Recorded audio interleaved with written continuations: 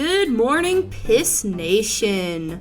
Now, before I get into the video, I just want to say I've had to record this audio multiple times, and that would be because I accidentally, since I'm recording this on OBS, hit start streaming instead of start recording and just streamed myself, stumbling over my own words. It was terrible, so if you heard that, I'm sorry, but let's move past that, forget that never happened, and get on with the video. As you guys know, I am a suffering, miserable law student, so I might as well cover a legal topic that relates to cartoons.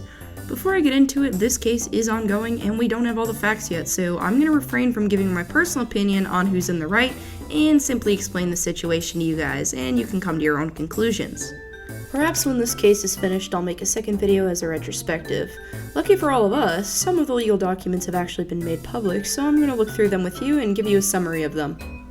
This is just the intro to the summons, which is pretty self-explanatory. It also explains that HBO is suing MTV, Paramount, and Southpark studios. I may mention them interchangeably as they're all pretty much equally involved. This essentially explains the beginning of HBO's complaint, that Paramount breached a contract with them in regards to Southpark streaming rights. This page explains that Southpark is a massive franchise that pulls in a lot of money, even mentioning that it has an ideal age demographic. It also explains how the contract between HBO and Paramount was formed. HBO notes that it was an aggressive bidding war to showcase once again how valuable Southpark is. This entire page's goal is to make the court aware of how financially valuable Southpark is so that HBO can later prove how vast their financial damages were.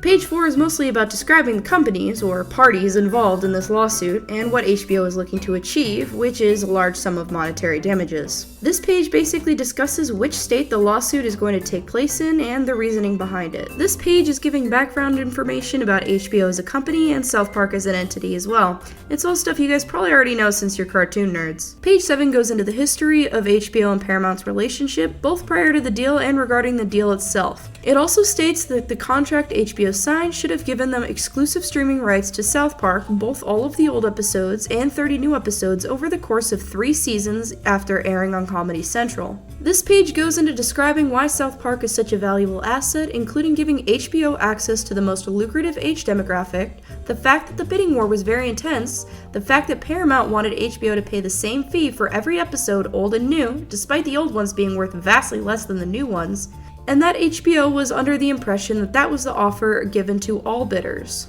This page explains the thought process HBO had when making the bid, calculating the number of new episodes versus old ones in order to find a good flat rate since, as mentioned earlier, the newer ones are worth more. That being said, the knowledge of the number of proposed new episodes would be absolutely essential during the process of figuring out a fair price.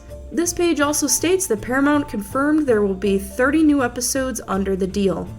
Page 10 discusses that Paramount seemed very dead set on exclusivity, even asking HBO not to give the rights to anyone else.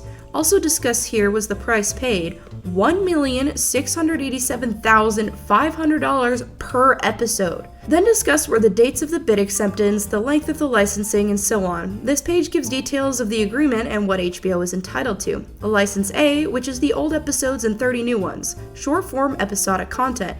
HBO was supposed to have exclusive rights to those. And License B content, which Paramount was simply obligated to offer the rights to, and HBO could either accept or reject them.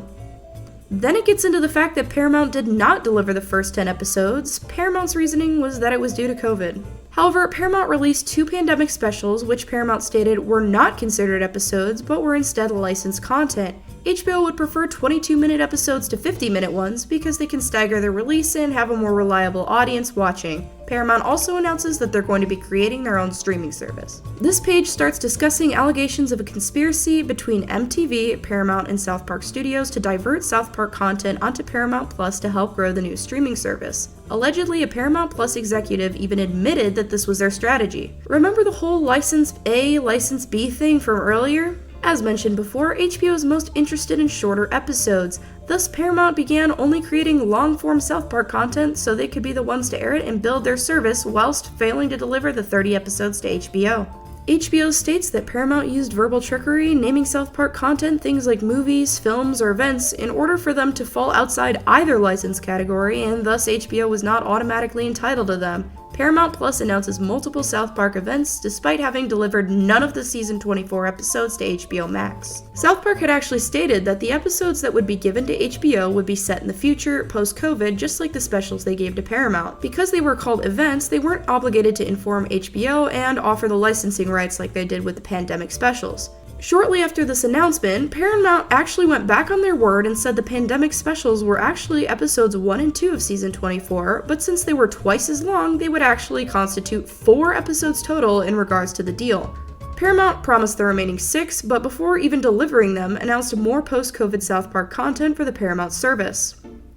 HBO states that calling them events was misleading and only done so that HBO couldn't license them when they were in fact about the same lengths as the pandemic specials, which they did license. In fact, originally, the post-COVID events were called movies until WB pointed out that they would need their consent to call them movies under an unrelated contract from 1998. HBO claims that Paramount's failure to offer HBO the option for licensing of these events breaches the 2019 contract. Paramount then announced the pandemic specials would be the entirety of season 24 and that season 25 would only consist of 6 episodes despite the fact that HBO was promised 3 seasons of 10 episodes each.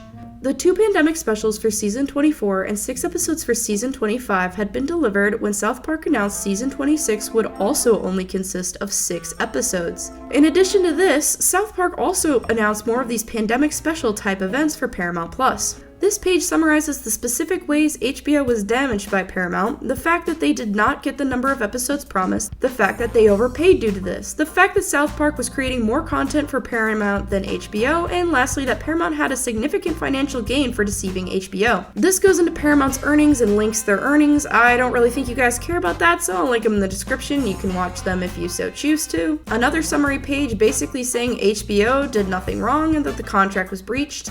Good faith is an important aspect of contracts, and having bad faith or being dishonest in regards to contracts can actually make you legally liable. That's what this page is about. HBO explains how South Park engaged in dishonest behavior and bad faith. HBO then claims South Park breached the implied covenant of good faith and fair dealings, and that HBO has been damaged. This is more about dishonest and bad faith behavior previously summarized. This is again pretty much a summary of HBO's argument, which I laid out earlier. HBO discusses that they want monetary compensation for their damages. This just means they want a trial by jury, which must personally be requested in civil cases. Obviously, this is just HBO's side for the most part, since this is just the summons, and we won't really hear everyone's side until the trial begins, so let's not jump to conclusions. I just wanted to read this to you guys so you can know what's going on. Again, maybe I'll give my own opinion retrospectively one day, who knows. But until then, I will catch you on the flip side.